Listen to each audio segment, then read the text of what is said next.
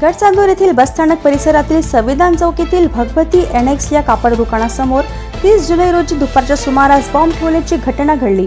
या घटनेने शहरात एकच खळबळ उडाली होती। स्थानिक गुन्हे शाखा चंद्रपूर व गडचांदूर पोलिसांनी काही तासातच 2 जुळ्या भावांना अटक केली असून आयुष धाबेकर वय वर्ष 23, पियुष धाबेकर वय वर्ष 23 दोघेही राहणार चिमूर, हल्ली मुक्काम वैशालीनगर वार्ड क्रमांक 6 गडचांदूर असे आरोपींची नावे आहेत। हे दोघेही गडचांदूर येथे पंतप्रधान जल योजनेचे कामपेटी काँक्रीटमध्ये घेऊन काम करत होते। यांनीच दुकानात बॉम्ब ठेवल्याची माहिती कापड दुकानाचे मालक शिरीष सूर्यकांतराव बोगावार यांना दूरध्वनीवरून दिली होती। शिरीष यांनी गडचांदूर पोलीस स्टेशनचे ठाणेदार शिवाजी कदम यांना सदरची माहिती दिली। घटनेची गंभीरता लक्षात घेता ठाणेदार कदम यांनी लगेच पोलीस पथक पाठवून दुकानासमोर झडती घेतली। यावेळी संशयास्पदरित्या ठेवलेली ही कापड पिशवी दिसून आली। दुरून पाहिले असता त्यात लाईट टिपटिप करत असल्याचे निदर्शनास आले।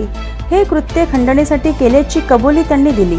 दोघांवर संबंधित कलमान्वये गुन्हा दाखल करण्यात आला आहे। रात्री उशिरा सदर बॉम्ब निकामी करण्यात आला। दरम्यान भाजपचे माजी जिल्हाध्यक्ष देवराव भोंगळे यांनी शिरीष बोगावार यांची भेट घेतली। यावेळी भोंगळे यांनी लाईव्ह चंद्रपूरला दिलेली ही प्रतिक्रिया। गडचांदूर शहरातील प्रतिष्ठित व्यापारी श्री शिरीषभाऊ बोगावार काल यांच्या दुकानामध्ये एका अनोळखी इसमानी बॉम्ब सदृश्य वस्तू ठेवली होती।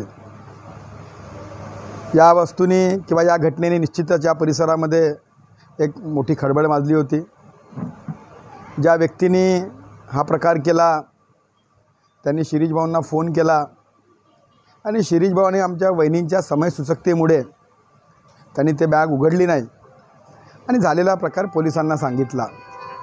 निश्चितच यावर तात्काळ पोलीस विभागाने आपले सर्व स्टाफ या ठिकाणी पाठवला। स्वतः जिल्ह्याचे पोलीस अधीक्षक असेल, वरिष्ठ अधिकारी या ठिकाणी उपस्थित झाले आणि सर्व त्या घटनेचा तपास घेतला आणि तपास करून आरोपीला सुद्धा काल पकडण्यात आलं आणि एक जी मोठी घटना होणार होती ती शिरीषभाऊ बोगावार यांच्या समयसूचकतेमुळे ती घटना मात्र टळली। आपल्यासारख्या भागामध्ये या भागामध्ये बॉम्ब हा शब्द जरी आपण ऐकला तरी मात्र आपण घाबरतो आणि तो सर्व चित्तथरारक अनुभव काल जेव्हा शिरीषभाऊंच्या दुकानामध्ये घडला आणि त्या घटनेपासून तर संध्याकाळपर्यंत हा सर्व जो घटनाक्रम घडला हा निश्चितच एक थरकाप सोडणारा घटनाक्रम होता। परंतु त्यांच्या समयसूचकतेमुळे आणि पोलिसांच्या कालच्या कारवाईमुळे ती एक मोठी घटना होता टळली। आज म्हणून आम्ही सर्वजण आज शिरीषभाऊ त्यांच्या कुटुंबियांना भेटण्यासाठी आलो आणि एक मोठा प्रकार एक मोठा अनर्थ या ठिकाणी मात्र टळला।